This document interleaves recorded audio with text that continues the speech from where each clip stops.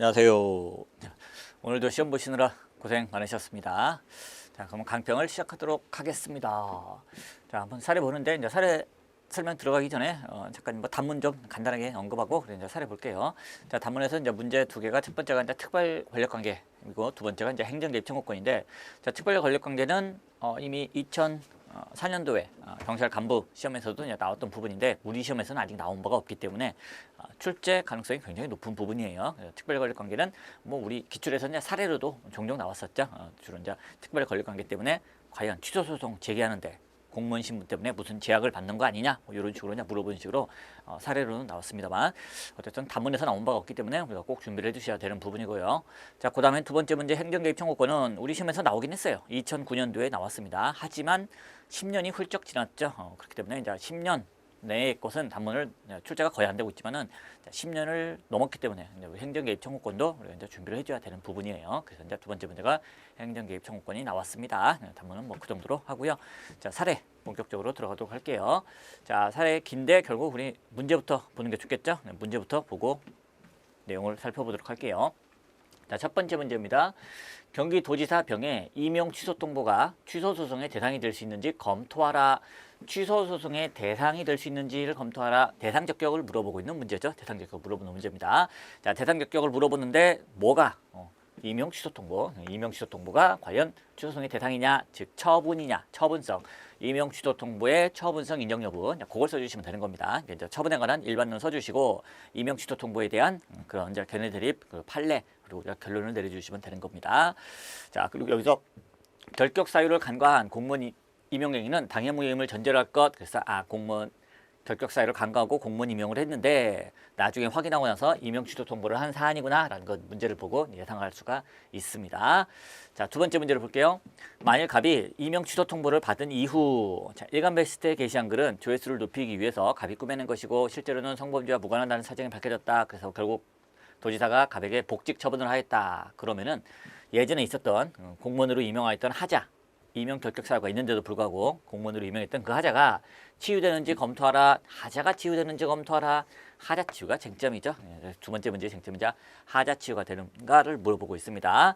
물론 가란에 또 결격 사유를 간과한 공무원 임명에는 여기서도 당해 무임을 전제로 하라는 겁니다. 그리고 이렇게 당해 무효에 대해서는 하자 치유가 되지 않는다는 것, 그걸로 이제 우리가 결론을 이끌어내주시면 되는 부분이었습니다. 역시 점수도 꽤 크고 하기 때문에 결론만 딱 한 줄 쓰는 게 아니라 당연히 뭐 일반론을 쭉 써줘야 돼요. 그래서 이제 하자 치유에 관한 단문처럼 일반론을 쭉 써주고 마지막에 당해 무효이고, 또 이게 뭐 형식상 절차상 하자도 아니고 내용상 하자이기 때문에 하자 치유가 인정되는 범위에 애당초 해당이 안 된다. 내용상 하자이면서 당해 무효이기 때문에 따라서 하자가 치유되지 않는다. 결론을 내려주시면 되는 부분입니다.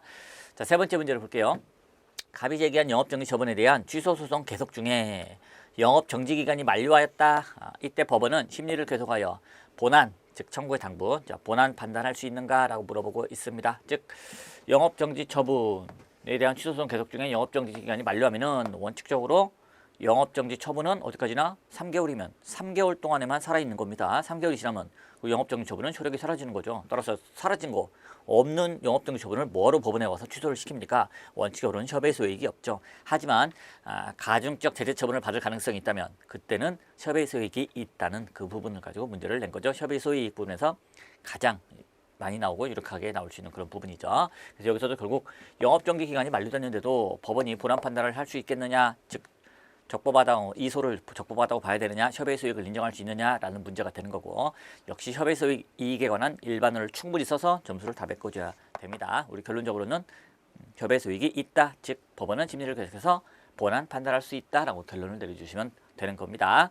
가로 안에 보니까 공정위생관리법 시행규칙 별표 7의 행정처분 기준의 법적 성질은 판례에 따르라 라고 되어 있습니다.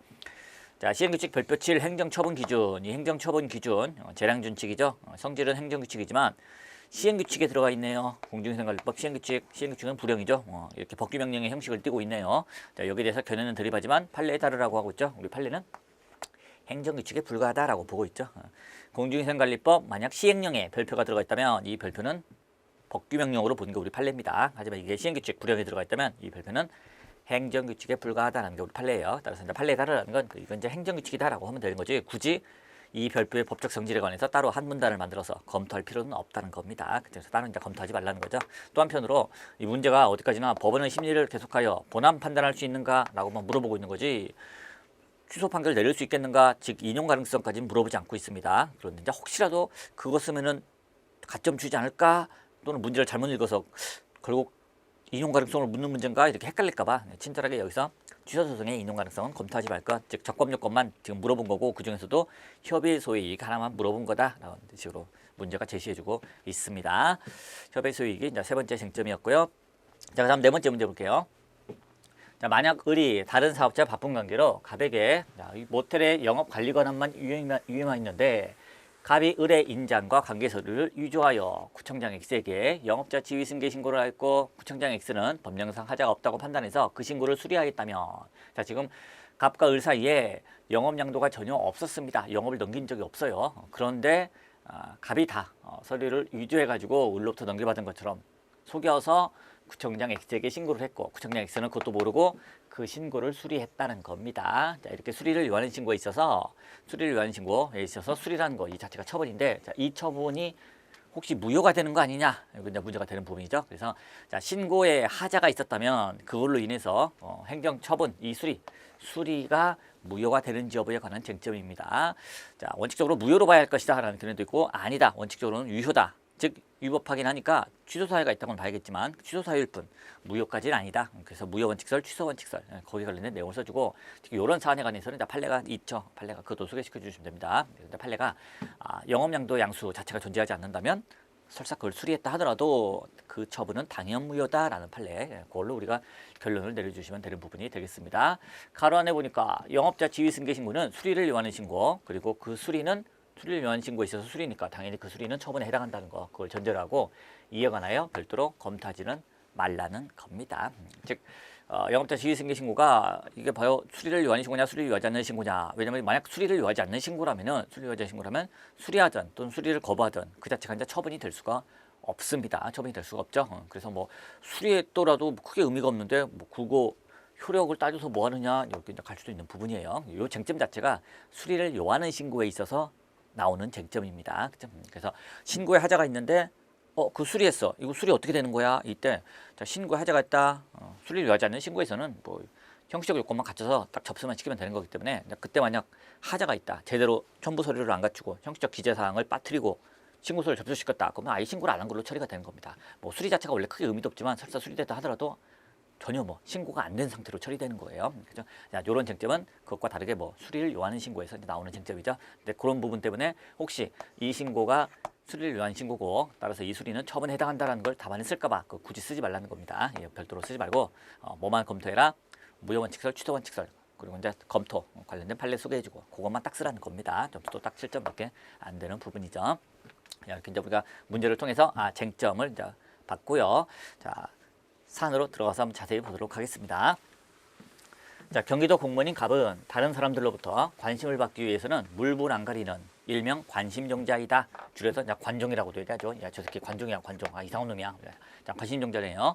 자, 어느 날 갑은 인터넷 사이트 일간베스트 줄여서 뭐 일베라고 하죠. 일베. 자, 일베에 자신이 저지른 성범죄를 자랑하는 글, 그리고 피해자를 몰래 촬영한 사진, 이걸 익명으로 게시를 했습니다. 자, 이 게시글이 높은 조회수, 추천도 엄청 많이 받았네요. 뭐 조회수 이렇게 기록했습니다. 관심종자니까 이런 걸 즐기는 거죠.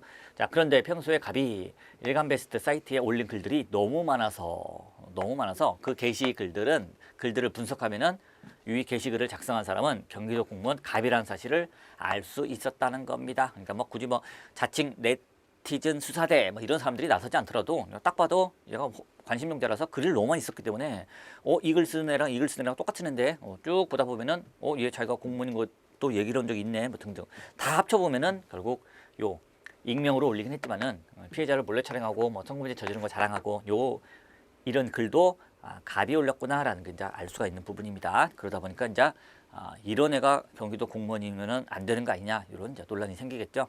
그래서 결국 청와대 국민정원 게시판에 성범죄를 저지르고 관련 사진을 일베 사이트에 올린 사람이 경기도 공무원이다, 이럴 수가 있느냐, 그자를 파면시켜달라, 이런 이제 내용의 청원까지 올라오게 된 겁니다. 올라오자마자 막 하루 만에 막 거의 10만 명 가까이 사람들이 또 동의를 하고 화제가 됐어요. 자, 이 사실을 언론을 통하여 알게 된 경기도지사 병은 자, 공무원 갑의 인사 기록을 살펴보다가 아니 갑 이런 놈이 있었단 말이야. 언론을 통해서 보고 야, 그 인사 기록 한번 가져와 봐. 이제 살펴보고 있었습니다. 자, 그러다가 갑이 상해죄로 2008년 징역 6월에 집행유예 2년을 선고받았고 그 형이 확정되었습니다. 그러면은 집행유예 2년 끝나고 그리고 또 이제 한 몇 년간은 더 공무원이 될 수가 없어요. 결격 사유가 생깁니다. 그런데 이 사실을 숨기고 자, 집행유예 기간 중에 경기도 공무원 시험에 응시해서 합격을 했다는 걸 알게 되었다는 겁니다. 자, 그런데 2008년도에 이제 징역 2년을 선고받았었는데 자, 이걸 모르고 당시 임명권자가 신원조사를 철저히 하지 않았기 때문에 몰랐어요. 과실이 있죠. 않았기 때문에 갑이 경찰 공무원 임명 결격자에 해당한다는 사실을 알지 못했고 따라서 2009년 3월경에 갑을 경찰 공무원으로 임명했다는 것을 이제 지금 밝혀지게 된 겁니다. 자, 그래서 경기도지사 병은 2020년 4월 10일 갑에 대해서 임명을 취소하는 통보, 임명 취소 통보를 하게 된 겁니다. 임명 취소 통보. 자, 근데 이게 말이 임명 취소 통보지 당신의 임명을 이제부터 취소합니다. 라는 처분이냐? 그건 아닌 거죠. 왜냐하면은 임명 결격 사유가 있는데도 공무원으로 임명을 하게 되면은 취소 사유가 생기는 게 아니라 그건 당연무효입니다. 당연무효이기 때문에 한 번도 갑은 공무원 신분을 가진 적이 없게 되는 겁니다. 갑은 공무원이었던 적이 단 하루도 없어요. 그러니까 경기도지사가 임명을 취소하는 통보라는 건 임명 취소 이걸로 인해서 갑에게 공무원 신분에 변동을 가져오는 행위 그런 게 아니라는 거죠. 원래 공무원이 아니었다는 걸 그냥 확인해주는, 알려주는 관념의 통제, 사실 통제에 불과하죠. 따라서 이제 결론적으로 처분이 아니게 되는 뭐 그런 부분입니다. 자, 이런 사안 관련해 가지고는 뭐 과연 신원조사를 니네가 철저히 하지 않아서 그래서 얘를 공무원 시켜놓고 이제 와서 너 공무원 아니야 이렇게 얘기하는 건 너무하는 건 아니냐. 그러니까 공무원으로 인정해줘라. 또 이렇게 오랫동안 공무원으로 근무해 왔었으니까 자, 이 사람의 신뢰를 보호해줘라 뭐 등등등등 이런 거 결론은 다 안 된다죠. 안 된답니다. 임명 결격 사유가 있으면 공무원으로 임명하는 순간 그냥 당연무효예요. 당연무효. 그리고 그 당연무효는 나중에 뭐 대통령이 뭐 사면령이 나오든지 아니면은 뭐 복직 처분이 있든지 아무리 몇십 년 근무를 했든지 뭐 등등등 뭐가 있어도 하자가 치유되지도 않고 그냥 그대로 계속해서 당연무효로 남아 있을 뿐입니다. 무효 형태가 유지될 뿐이에요.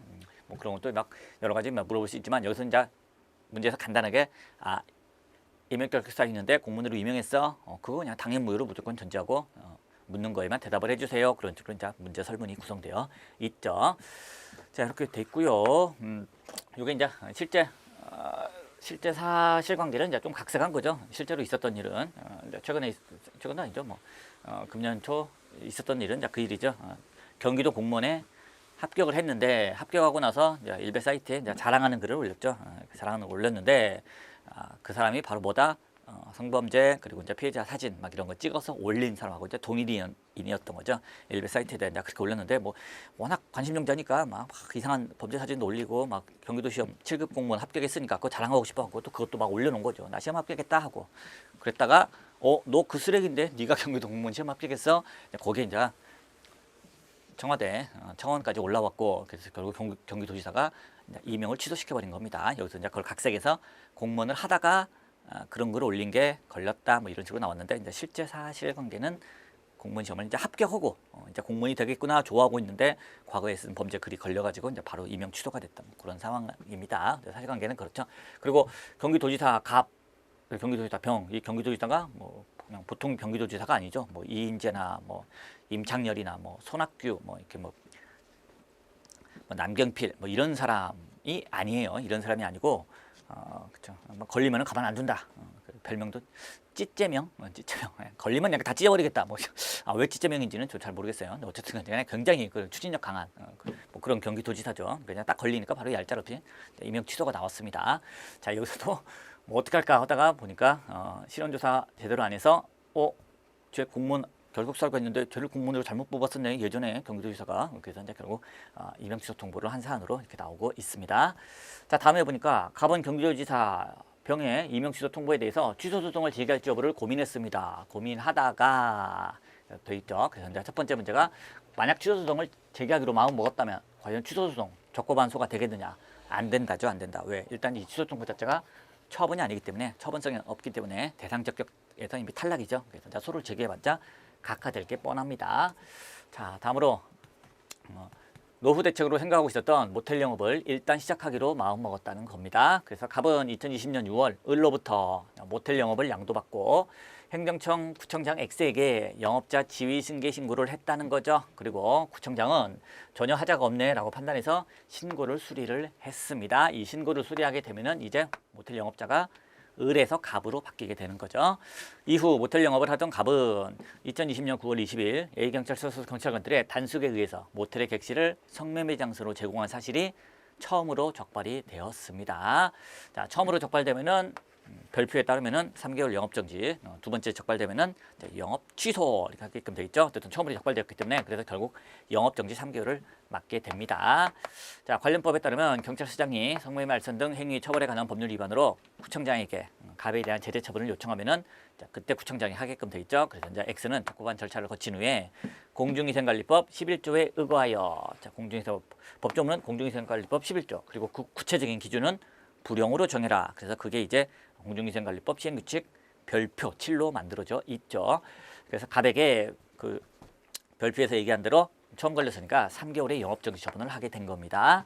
자, 이에 갑은 임명 취소 통보를 받은 이후부터는 더 이상 다른 사람들의 관심을 받고 싶지 않아서 굉장히 몸조심했다는 겁니다. 그죠? 괜히 막 관심 끌고 싶어서 막 이상한 걸 다 올리고 하다가 임명 취소 통보 받아서 쫓겨나 경기도 공무원에서 쫓겨났었죠. 그러다 보니까 이제 그다음부터는 좀 몸조심했다는 겁니다. 그래서 이제는 다른 사람들의 관심을 끄는 행동을 하지 않는다.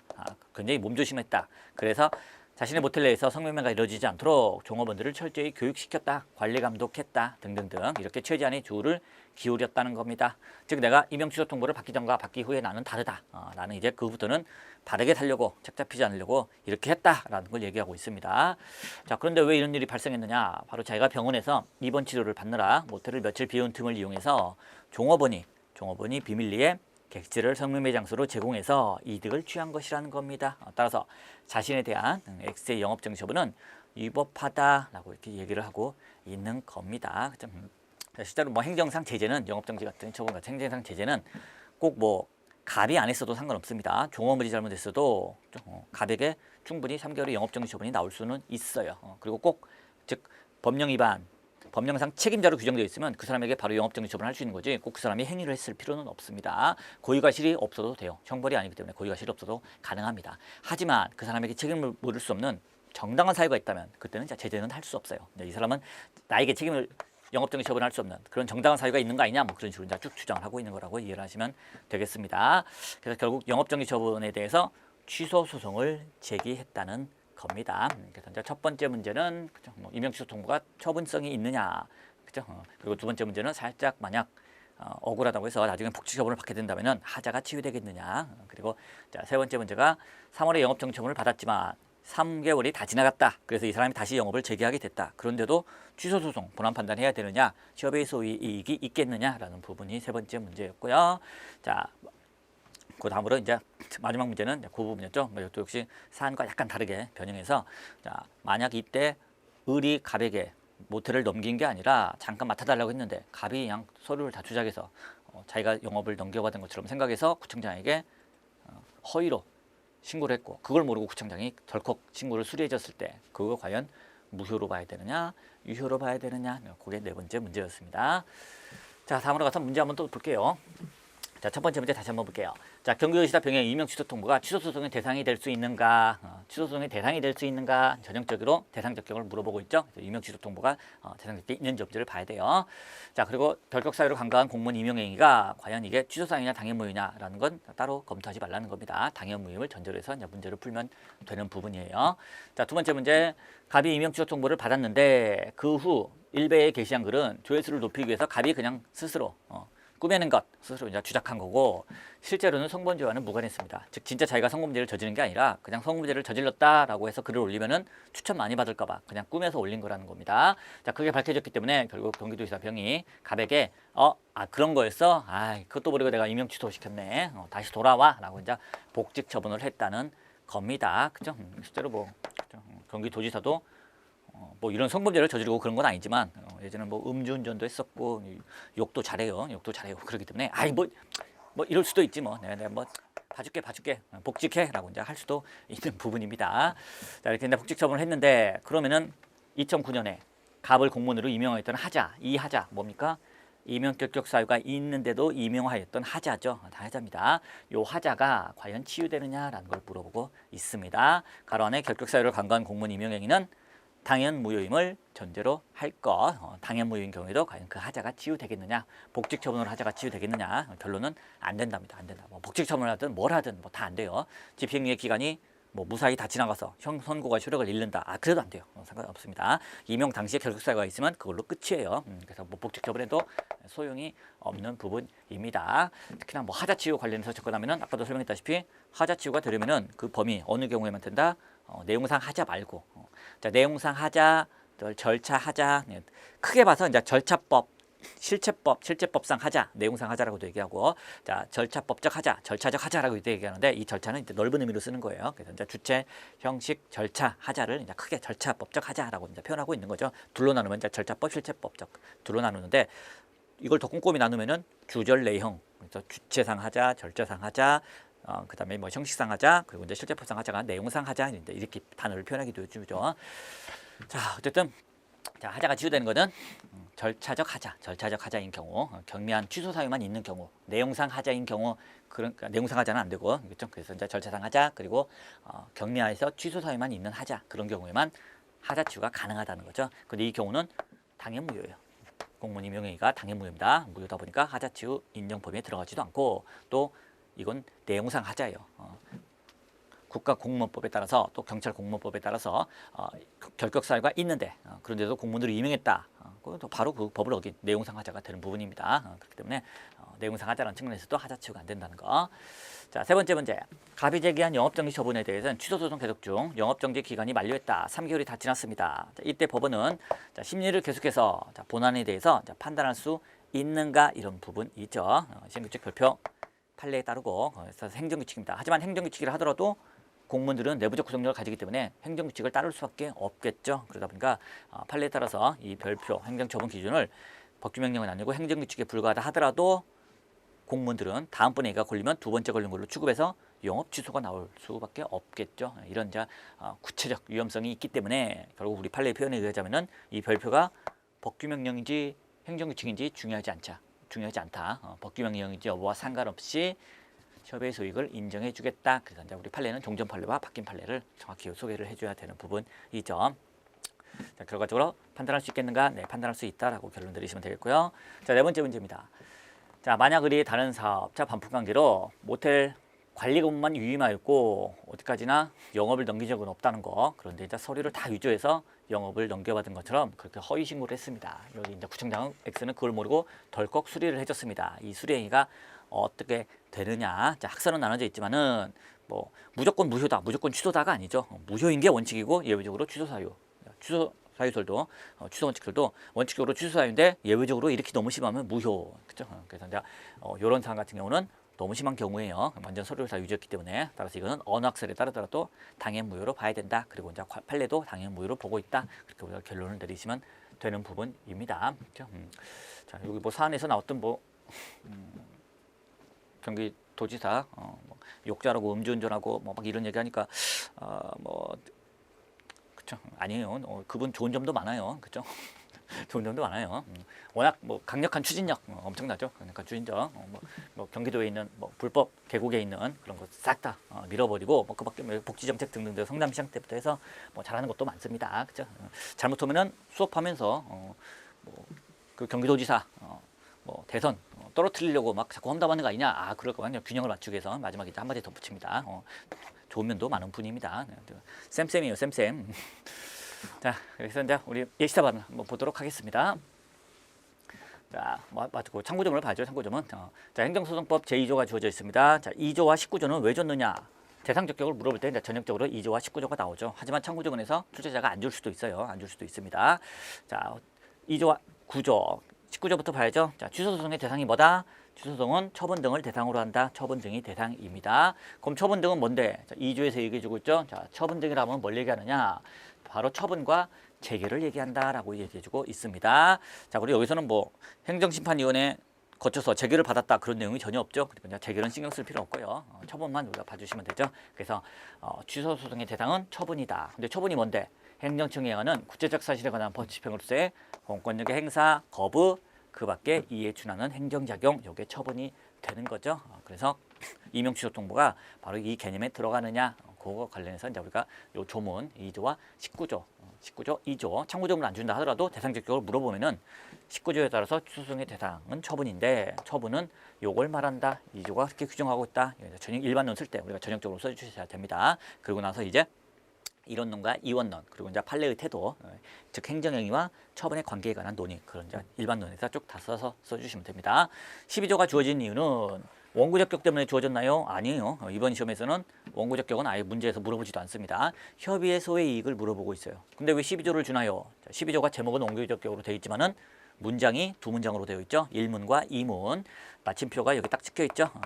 취소소송은 처분 등의 취소를 구할 법률상 이익이 있는 자가 제기할 수 있다. 마침표가 찍혀 있고 여기까지가 1문이죠. 1문. 법률상 이익이 있는 자가 원고가 될 수 있다. 즉 원고 적격에 관한 게 첫 번째 문장이고, 자, 두 번째 문장은 처분의 효과가 기간의 경과, 처분의 집행, 그 밖의 사유로 인해서 소멸된 뒤에도 그 처분의 취소로 인하여 회복되는 법률상 이익이 있는 자의 경우에는 또한 같다. 역시 소를 제기할 수 있다라고 표현이 되어 있습니다. 그래서 이 두 번째 문장을 비록 원고 적격이란 제목을 달고 있는 조문 안에 들어있긴 하지만은 이 두 번째 문장을 이제 다수 학자들이 협의의 소의 이익에 관한 규정이다라고 이제 봐주고 있는 거죠. 그래서 자, 요게 이제 협의 소익에 관한 규정으로 보셔야 되고 약간 표현도 다르죠. 1문은 법률상 이익, 근데 2문은 그냥 법률상 이익이 아니라 회복되는 법률상 이익이라고 이제 표현을 해주고 있다는 거. 이렇게 해서 이런 식으로 해서 요 이제 협의 소익 때문에 집어넣어준 조문입니다. 역시 실제 시험에서는 이 조문 자체를 안 줄 수도 있어요. 하지만 그때도 우리가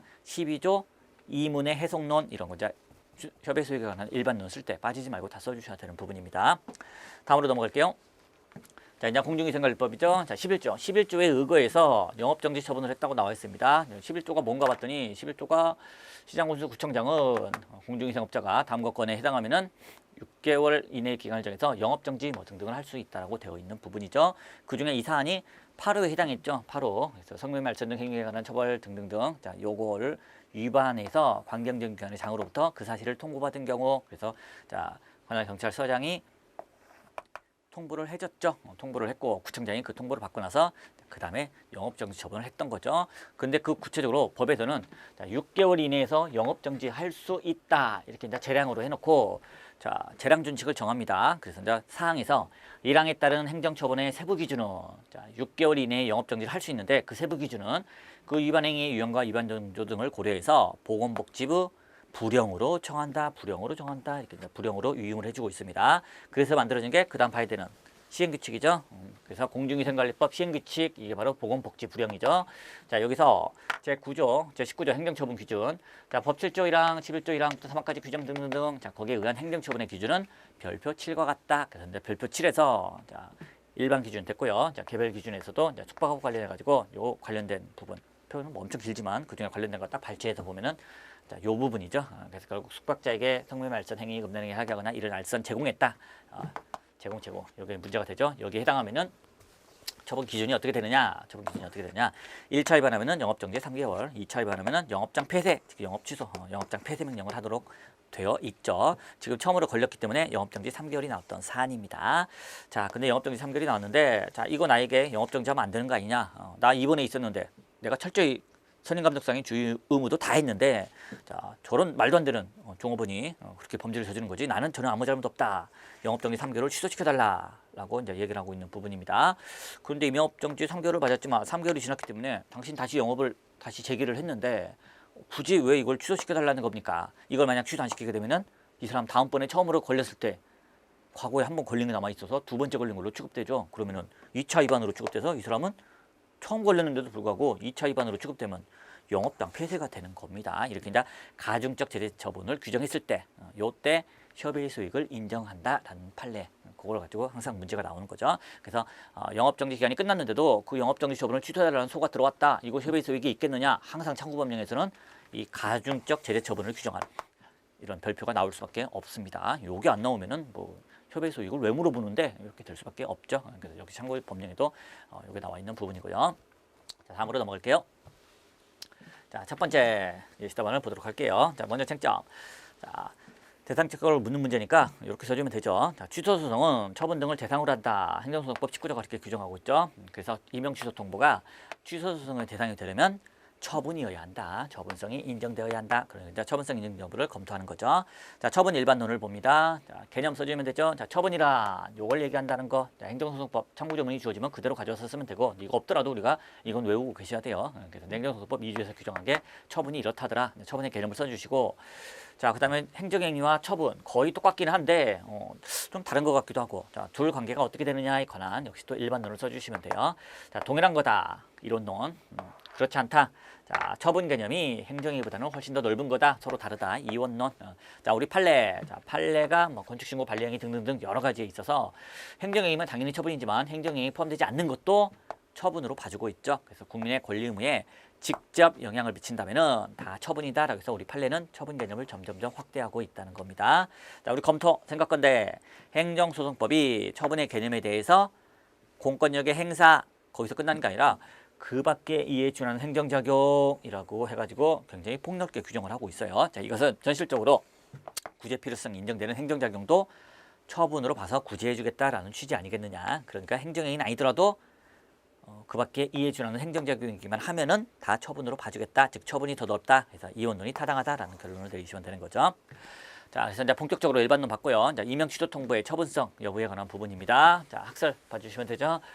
자, 처분으로서의 외관을 지니고 있는 거 아니냐. 그리고 또 뭐 이게 정확히 행정행위는 아니다 치더라도 그 밖에 이에 준하는 행정작용으로 보면 되는 거 아니냐. 그래서 이제 처분성을 긍정하는 견해가 있고요. 자, 그렇지 않다. 자, 임용행위가 법률 규정에 따라 당해무효다. 라는 걸 확인해주는 관념의 통지, 단순한 사실의 통지에 불과하다. 그렇기 때문에 권리 의무의 변동을 가져오는 행위는 아니까 처분성은 없다라는 견해가 이제 대립한다. 거죠. 판례입니다. 결격 사유가 있는 자임을 나중에 발견하고 공무원 임용행위를 취소한 것은 원래의 임용행위가 처음부터 당해무효였음을 확인시켜주는 행위에 지나지 않는다. 요것 때문에 즉 임용을 취소했기 때문에 공무원 신분이 사라진 게 아니라 원래 너는 공무원이 아니었다는 걸 그냥 확인해 주는 거에 불과하다라고 얘기해 주고 있죠. 따라서 처분성을 부정하는 게 판례 제도를 정확히 써주시고요. 자, 검토 볼게요. 결격 사유 있는 자에 대한 임용은 당해무효이므로 이렇게 딱 잘라서 얘기해도 되나요? 이것도 학설 드립이 있던데 그거 안 써줘도 되나요? 쓸 필요 없죠. 문제에서 가로 안에 결격 사유 있는 자에 대한 임용은 당해무효임을 전제로 할 것이라고 했으니까요. 당해무효라고 딱 써주시고, 그렇기 때문에 임용 취소 통보로 인해서 공무원의 지위가 상실되는 것이 아니고, 그러다 보니까 임용 취소 통보라는 것은 이 갑의 권리 의무의 변동을 가져오는 게 전혀 아니죠. 원래부터 당해무효였다는 걸 알려주는 단순한 사실행위에 불과하다는 거. 결론도 판례와 마찬가지로 처분성이 인정되지 않는다라고 결론을 내리시면 됩니다. 다음으로 넘어갈게요. 자, 결론이죠. 결론. 문제에서 딱 물어봤던 것이 취소소송의 대상이 될 수 있는지 검토하라. 취소소송의 대상이 될 수 없다. 이렇게 결론 내리시면 되겠고요. 자, 두 번째 문제. 자, 하자 치유를 물어보고 있죠. 임용 결격 사유를 간과한 공무원 임용의 하자가 분명히 있는데 이게 복직 처분했다고 해서 하자가 치유되느냐, 이게 이제 문제가 된다는 거죠. 자, 하자 치유에 관한 일반론 쭉 써주시면 됩니다. 자, 의 써주시면 되죠. 자, 위법하다 하더라도 나중에 보완하게 되면은 소급표가 있어서 처음부터 적법한 걸로 취급해 주는 걸 얘기하고 있죠. 자, 이게 법의 규정에는 없기 때문에 이제 허용 여부에 관해서 이제 학설이 나오고 있는 거죠. 학설 3개 다 써줍니다. 긍정설이죠. 자, 행정의 능률성 확보, 행정경제 뭐 등등 이런 걸 이유로 해서 하자의 치유를 허용해주자. 뭐 다른 말로 하자면은 무용한 행정행위의 반복을 막기 위해서라도 인정해주자. 자, 다음에 행정관 측의 신중하고 공정한 판단을 위해서는 함부로 인정해주면 안 된다. 특히 이제 하자 치유가 많이 논의가 되는 것이 절차상 하자에서 많이 문제가 되고 있죠. 그다음에 이제 행정절차법이 만들어진 것도 결국 행정관 측의 신중하고 공정한 판단을 위해서 절차법이 만들어졌고 그런 것과도 연결되는 부분이죠. 자, 다음으로 제한적으로만 인정해주자는 거죠. 그래서 원칙적으로 인정이 안 되지만 제한적으로만 인정해주자. 언제? 국민의 권리를 침해하지 않는 범위 내에서만, 국민의 권익을 침해하지 않는 범위 내에서만 제한적으로 인정해주자는 견해. 자, 우리 판례가 제한적 긍정술의 입장이죠. 자, 법치주의 관점에서 원칙적으로는 허용될 수 없다. 하지만 예외적으로 인정을 해주는데 행정행위의 무용한 반복을 피하기 위해서 예외적으로 인정을 해주는데, 자, 그때도 국민의 권익을 침해하지 않는 범위 내에서만 인정해야 된다는 게 판례 입장입니다. 자, 우리 검토해 볼게요. 자, 국민의 권익 보호도 중요하지만 행정의 능률도 중요하죠. 그러면은 두 개를 다 같이 고려하면 중간 정도 입장. 그래서 제한적 긍정설이 타당한 거 아니냐, 이 정도 결론 내리시면 되겠고요. 자, 다음으로 넘어갈게요. 자, 인정 범위, 이 사안과 가장 밀접한 부분이죠. 인정 범위. 자, 하자 치유는 절차상 하자 그리고 취소할 수 있는 경미한 하자에 대해서만 인정이 된다는 겁니다. 절차상 하자, 취소 사유가 있는 경우에만 인정이 되더라. 따라서 내용상 하자라든지 취소가 아니라 당연무효인 행정행위에 대해서는 하자 치유가 인정이 안 된다는 거죠. 자, 이것 때문에 이 사안에서도 공무원 임용 결격 사유가 있는데 집행유예 기간이 끝나지도 않은 사람을 공무원으로 임용했어. 그럼 당연무효고, 당연무효. 그리고 그 부분은 무슨 뭐 절차에 있어서 문제가 있었던 건 아니죠. 내용상 하자예요. 내용상 법에서 이런 사람은 자격이 없다라고 되는데 그 공무원의 임용의 요건이죠. 뭐 성적이나 경력이 있는 사람을 뽑아야 되는 거고, 또 결격 사유가 없는 사람을 뽑아야 되는 거고, 그리고 임용권이 있는 사람이 이제 임용을 해야 되는 거고. 근데 뭐 이런 것들이 다 보다 특히 임용 결격 사유가 없어야 한다는 거, 내용상 하자가 되는 부분이죠. 그리고 이제 하자가 치유되지 않는다는 거죠. 자, 한계 부분은 사실 이 사안과는 관련이 없어요. 왜? 이게 뭐 행정쟁송 제기 이후에야 뭐 보완행위를 해서 하자 치유를 주장하는 사건도 아니고, 뭐 제3자의 즉 국민의 권익을 침해하는 그런 하자 치유를 주장하는 사안도 아니고, 그래서 한계 부분은 사실 이 사안하고 아무런 상관이 없습니다. 하지만 채점 기준표는 채점 기준표 만드는 사람 마음인데 실제 시험을 보면은 단문과 유사하게 꼭 이 사안에서 필요한 것만 쓰는 게 아니라 일반론을 쭉 쓰고, 그리고 이제 마지막에 사안의 해결 그 부분, 사안 포섭 부분에서 관련된 걸 몇 개 가져다가 이러니까 결론 딱 내고, 이런 식으로 해서 이 한계 부분도 우리 문제를 푸는 데는 전혀 상관이 없어요. 그런데도 불구하고 이게 채점 기준표에 들어가 있을 수도 있어요. 그렇기 때문에 긴가민가 하면은 알 수가 없죠. 출제하는 사람이 이걸 채점 기준표에 집어넣으면은 쓴 사람만 점수 얻는 거고, 이거 아는데도 불구하고 안 쓰면은 점수를 못 얻는 거죠. 그러다 보니까 그냥 이것도 그냥 하자 치유 나오면은 한꺼번에 쓰시는 게 안전합니다. 그래서 여기서도 한계 부분을 집어넣었어요. 이 문제하고는 직접적으로 관련은 없어요. 배점이 적으면은 굳이 이것까지 안 써도 되겠죠. 하지만 배점이 이것도 꽤 충분하기 때문에 한계까지 쭉 썼습니다. 그리고 뭐 배점에 상관없이 시간이나 지면상 여유가 된다 싶으면은 아는 건 최대한 다 쓰셔야 돼요. 무조건 다 가점으로 들어갈 수 있는 부분이니까요. 그래서 한계, 그래서 이제 시간적 한계죠. 행정쟁송 제기 전까지만 가능하다는 한계, 그런 한계를 하나 써주셨고요. 자, 그리고 또 한편으로는 국민의 권익을 이제 침해하지 않는 범위 내에서만 이제 또 가능한 부분이기도 하죠. 자, 다음으로 넘어갈게요. 자, 그래서 결론을 보겠습니다. 결론. 자, 갑에 대한 임용행위는 이게 절차상 하자가 아니라 내용상 하자고요. 그리고 이 임용의 하자는 취소 사유가 있는 게 아니라 당연무효죠. 당연무효. 그렇기 때문에 하자 치유의 인정 범위에 애초에 해당하지가 않습니다. 그러다 보니까 복직 처분을 내렸다 하더라도 하자가 치유되지 않는다. 이렇게 결론 내리시면 되겠습니다. 자, 다음으로 넘어갈게요. 자, 세 번째 문제. 이거는 이제 영업정지 처분에 대한 취소 소송이죠. 영업정지 기간이 만료되었음에도 법원이 보완 판단을 할 수 있는지, 협의소의 이익 인정 여부가 문제가 된다는 겁니다. 자, 다음에 협의소의 이익에 관한 일반론을 써주시면 되는 거죠. 자, 협의소의 이익. 원고가 본안 판결을 받을 현실상 필요성을 말하고 있죠. 자, 이거는 권리 보호에 필요다라고 이제 표현해주기도 합니다. 자, 일반적으로 처분의 효력이 소멸하면 영업정지 기간 3개월이 지나서 처분의 효력이 소멸하면은 협의소의 이익은 부정되는 것이 원칙이죠. 물론 여기 관련해서 이렇게 원칙적인 내용, 또 예외적인 내용, 단문처럼 내가 좀 더 아니까 더 많이 쓰겠다. 당연히 자세히 쓰면 쓸수록 가점이 될 수 있는 부분입니다.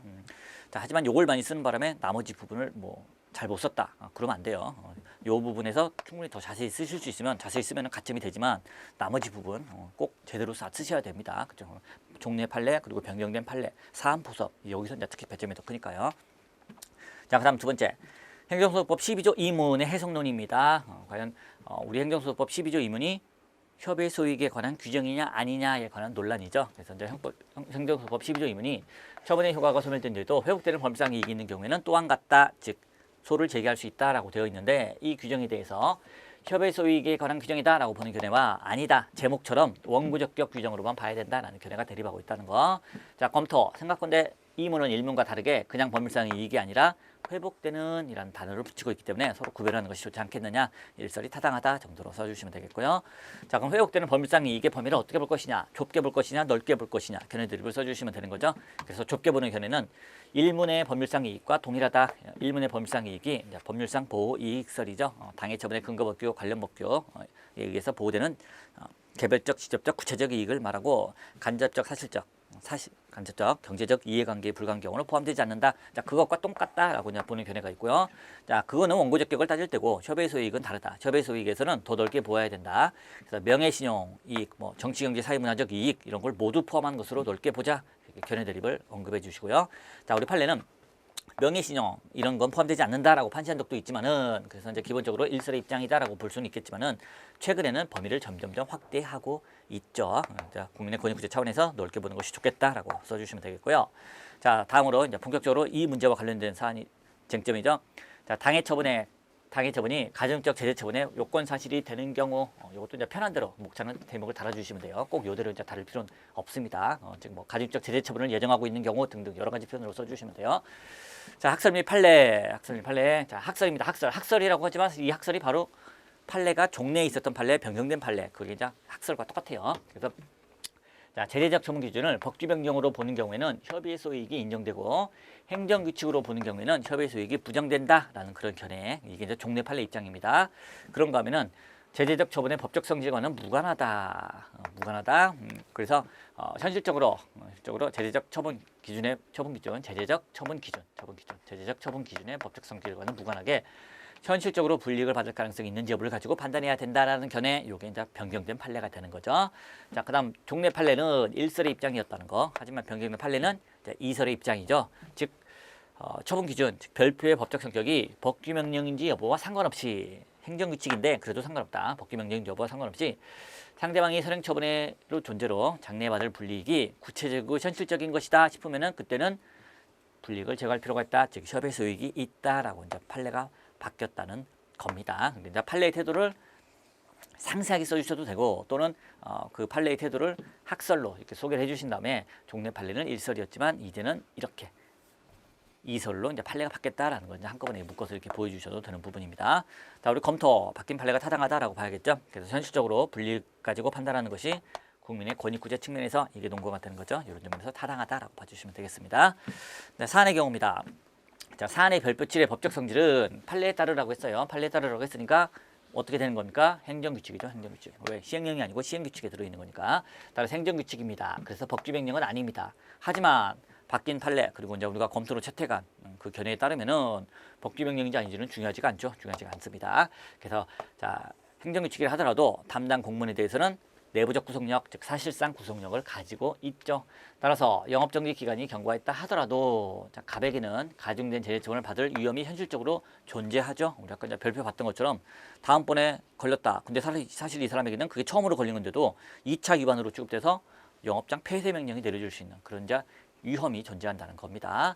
자, 따라서 영업정지 처분에 대해서 취소 소송을 제기했을 때 3개월의 영업정지 기간이 이미 끝났다 하더라도 잘못된 처분은 법원에서 취소해서 없애줘야 돼요. 그래서 이제 취소 소송을 제기할 협의 소익이 인정된다라고 이제 사안에 보석을 해주시면 되겠습니다.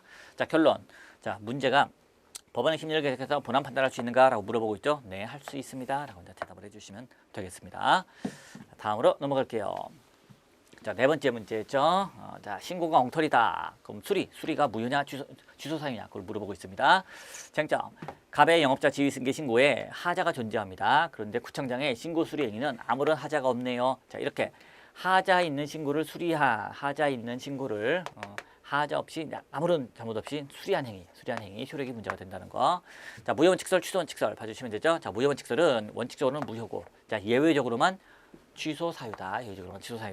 즉 신고가 행정행위 단순 동기에 불과하다. 이쯤 될 때 그때만 취소 사유로 보자는 거죠. 자, 다음으로 취소 원칙설은 원칙적으로 취소 사유로 보자. 자, 취소 사유라는 거는 취소하기 전까지는 유효한 겁니다. 지금 원칙적으로 유효로 보자는 견해예요. 무효원칙설 원칙적으로 무효로 보자. 취소 원칙설은 원칙적으로 유효로 보자는 견해죠. 자, 근데 예외적으로 신청 동의가 명백히 결여된 경우 등 이렇게 이제 너무 말도 안 된다, 심하다 싶을 때, 하자가 너무 심하다 싶을 때 그때만 예외적으로 무효로 보자는 겁니다. 자, 우리 검토 볼게요. 자, 사인의 공법행위가 신고. 이런 신고가 행정행위의 수리라는 수리처분의 효력을 좌우하도록 하는 것은 법적 안정성, 공법관계 안정성에 있어서 문제가 있다는 거죠. 그러니까 사인의 공법행위, 즉 신고에 문제가 있었다 하더라도 행정청이 한 처분 함부로 당연무효로 보지 말자. 그래서 취소 원칙설로 보는 게 좋겠다라고 이제 검토를 하시면 되는 부분이고요.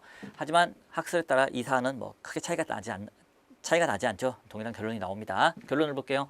을은 갑에게 관리권만 유효하였는데 갑이 을의 인장과 관계 서류를 유조해서 신고했습니다. 자, 이쯤 되면은 이거는 뭐 신청 동의를 요한다고 되어 있는데 신청 동의가 없는 명백한 경우라고 볼 수도 있고, 누가 봐도 이건 명백한 경우예요. 그렇기 때문에 자, 을의 동의 명백히 결여된 경우이므로 그 수리 행위는 무효가 되는 겁니다. 어느 학설에 따르더라도 이건 무효가 될 수밖에 없어요.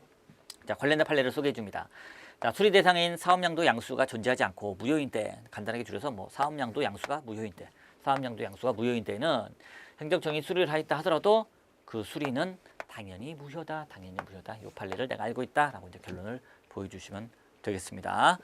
자, 이렇게 해가지고 이번 시험 강평을 마치도록 하겠습니다. 수고 많으셨습니다.